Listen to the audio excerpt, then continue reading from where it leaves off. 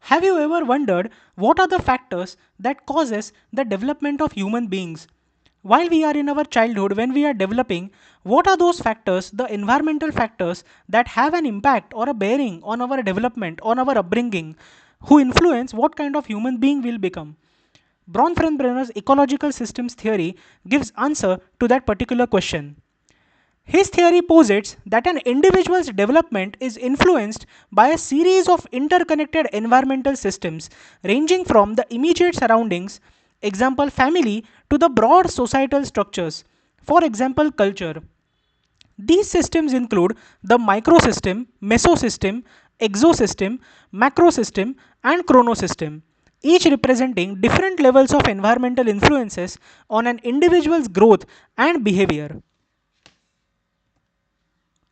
Bronfenbrenner's ecological systems theory views child development as a complex system of relationships affected by multiple levels of surrounding environment, from immediate family and school settings to broad cultural values, laws, and customs. To study a child's development, we must look at the child and their immediate environment and the interaction of the larger environment. Bronfenbrenner divided the person's environment into five different systems: the microsystem, mesosystem, exosystem, macrosystem, and the chronosystem. He suggested that the child's environment is a nested arrangement of structures, each contained within the next. He organized them in order of how much an impact they have on a particular child. Because all five systems are interrelated, the influence of one system on a child's development depends on its relationship with the others. The first system is the macrosystem or the microsystem.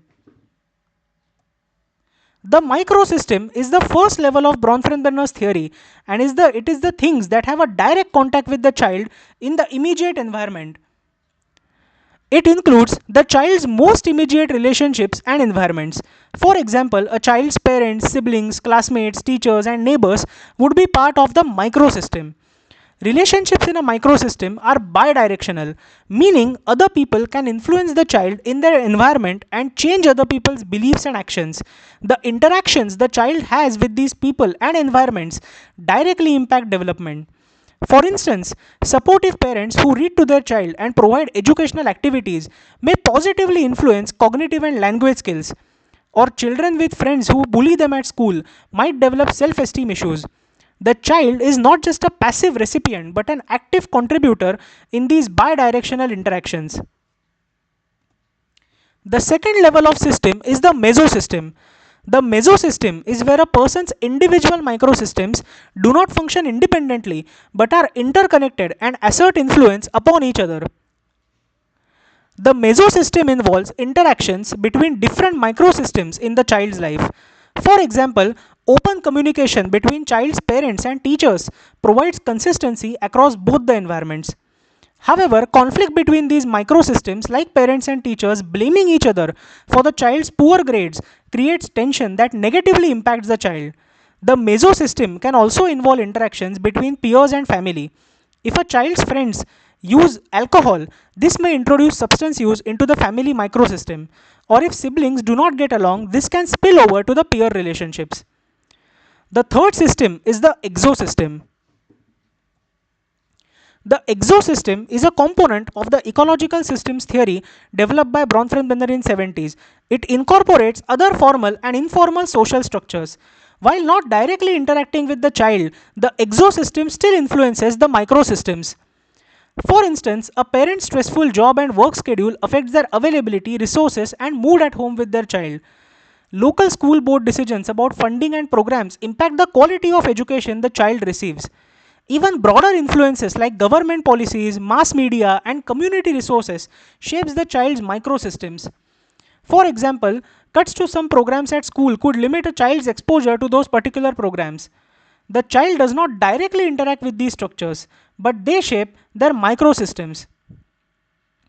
The fourth system is the macrosystem. The macrosystem focuses on how cultural elements affect a child's development, consisting of cultural ideologies, attitudes, and social conditions that children are immersed in.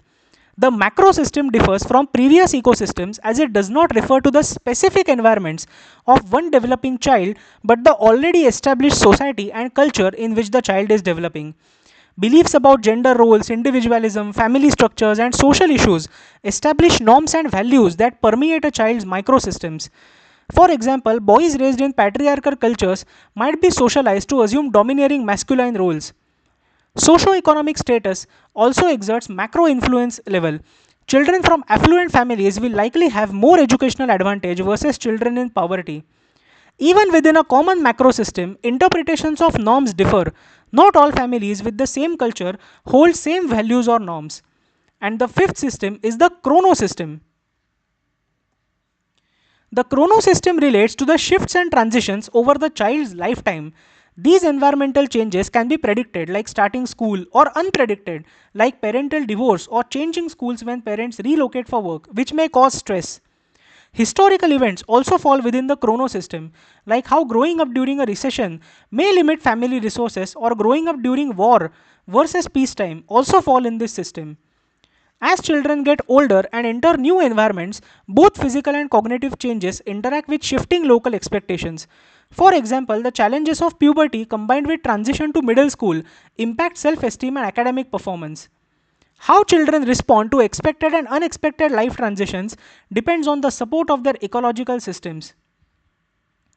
The ecological systems theory has been used to link psychological and educational theory to early educational curriculums and practice.